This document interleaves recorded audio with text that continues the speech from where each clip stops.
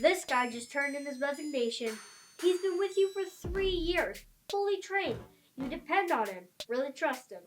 He's gone to a larger company to do the same thing he was doing for you. And now it's going to cost you $15,000 just to replace him. And that's not counting what you'll be paying the next guy.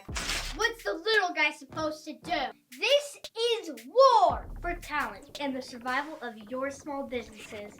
So, how do you protect the investments you've made in your employees? We can arm you with things that don't cost you anything, like voluntary benefits options. We're not kidding. Small business is a very big deal to us. The bare minimum doesn't cut it anymore.